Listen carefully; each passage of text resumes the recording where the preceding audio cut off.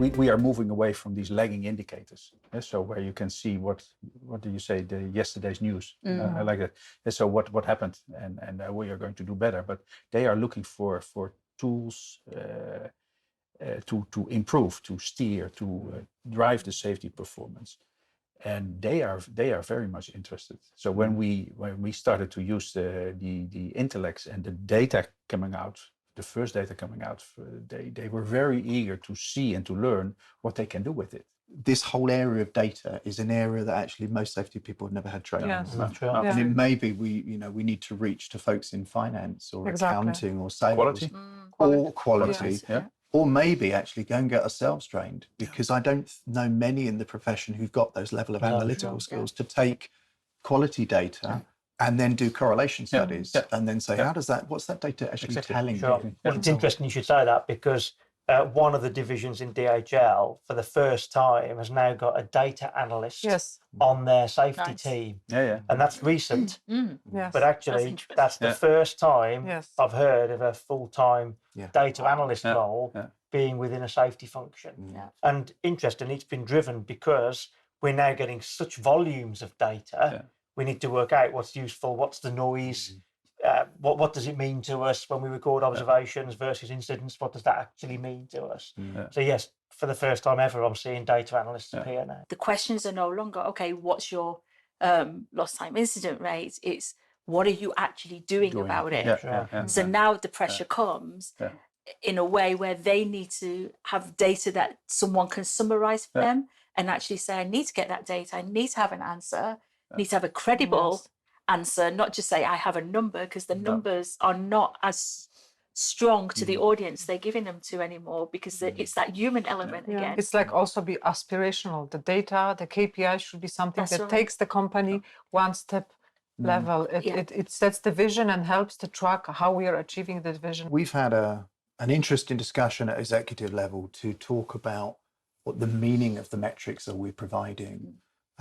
And we've actually got to a point now where we've stopped putting such emphasis on lost time incidents, because almost all of them are 1 or 2 days. They're highly cultural, and then try to filter out actually what is the high potential in these. But almost all of our high potentials are up for debate. So we need clear definitions and a methodology within the system that pulls them out. But we find much richer learnings in those high potentials. And they're this idea about meaningful corrective action and action that we can, I always think about a near miss as a kind of a one-pager, whereas a high potential is a 300-page novel. It's got such richness in there and deepness of learning. Yeah, actually, one of the slides we prepare like a monthly pack for EC with data, and one of them is the correlation between the high potential, serious injury incidents, and fatal. Our leadership team, they like to see what have happened, because for them it's like a wake-up call. Really. It was almost a fatality, almost a serious injury. And measuring high potential near misses, I personally think is crucial.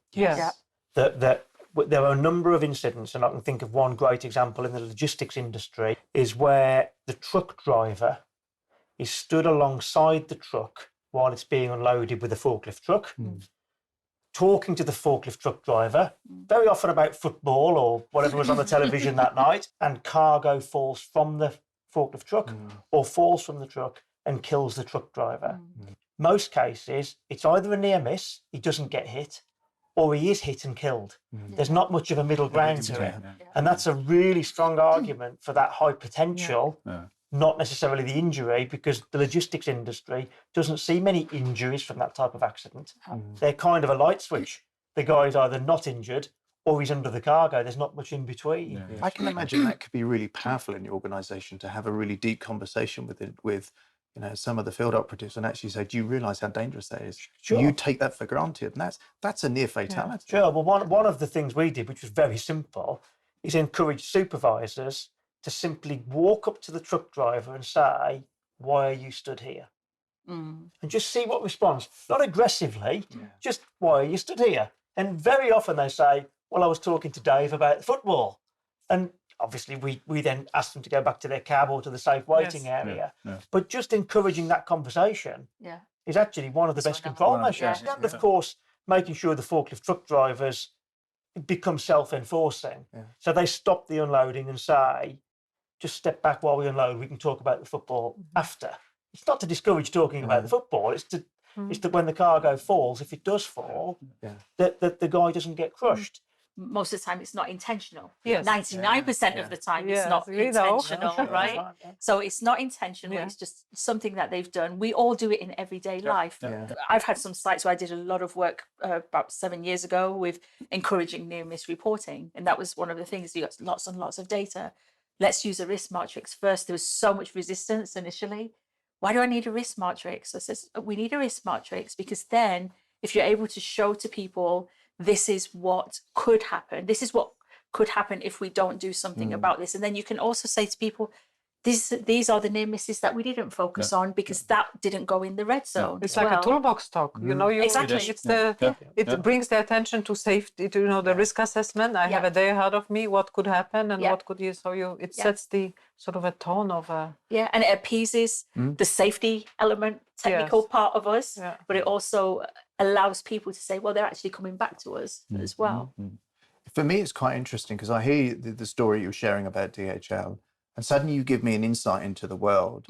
And more than that, actually, you tell me about what your precursors are. Yeah. Because, you know, in the rail industry, they talk about signals past a danger. That's their number one, the hypo. If you take a flight, they'll talk about close calls, where the separation between the planes was too close.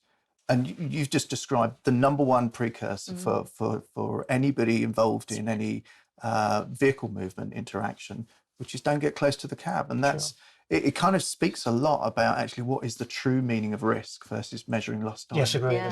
That's right. It's so valuable.